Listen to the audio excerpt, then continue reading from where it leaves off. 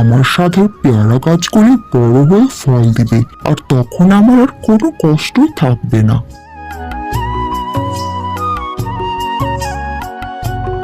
কি গো, সামনেই তো বর্ষাকাল, ঘরের চালটা তো ঠিক করতে হবে নাকি? সবই তো বুঝলাম বউ, পেয়ারা গাছগুলো বড় হয়ে ফল দিলে দেখবি আমাদের আর কোনো অভাব থাকবে না।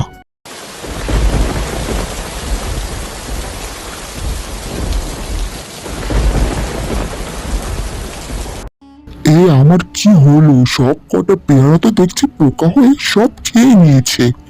এখন আমার কি হবে? ঘরে তো চাল ডাল সব বাড়ন্ত।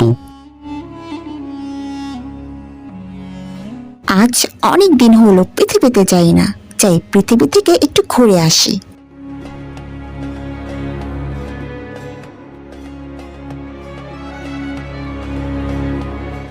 আরে কি সুন্দর একটা মিষ্টি ঘ্রাণ বাতাসে ভেসে আসছে।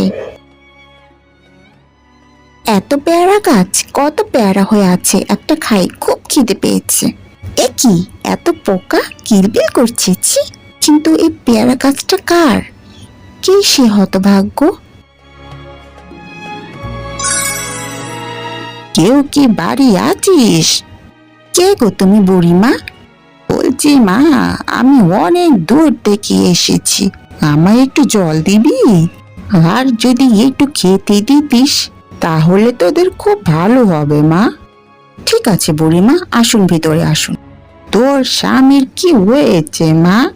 উনি খুবই অসুস্থ। কত আশা নিয়ে পেয়ারা বুনেছিলেন, ভেবেছিলেন পেয়ারা বিক্রি করে আমাদের অভাব দূর করবে, কিন্তু সব পেয়ারা পোকাতে খেয়ে নিয়েছে। তাই আজ 2 দিন হলো চুলে আগুন ধরেনি। তোরা খুবই ভালো মানুষ, দেখবি তোদের ভালোই হবে। কাল কটা পেয়ারা বেচে দিস, তারপর দেখবি তোদের সব দুঃখ দূর হয়ে যাবে।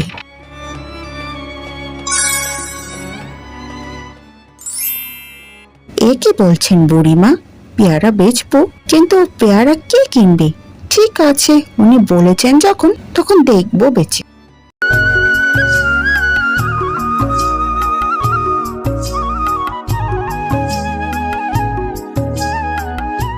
ও দিদি, বাড়ি আছেন? ওই তো নষ্ট পেয়ারা ফেরত দিতে চলে এসেছে। টাকা দিয়ে চাল ডাল কিনে শেষ করে ফেলেছি, এখন টাকা চাইলে কোথা থেকে দেব? আরে ও দিদি। কি হয়েছে দাদা?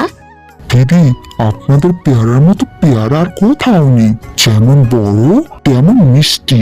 আমার কাল 1 ঝুড়ি লাগবে দিদি। হ্যাঁ গো, উঠে বসো, দেখো বুড়িমার আশীর্বাদে আমাদের দুঃখ সত্যিই বুঝি দূর হলো। এরকম আরো নতুন নতুন গল্প পেতে চ্যানেলটি সাবস্ক্রাইব করে আমাদের পাশেই থেকো।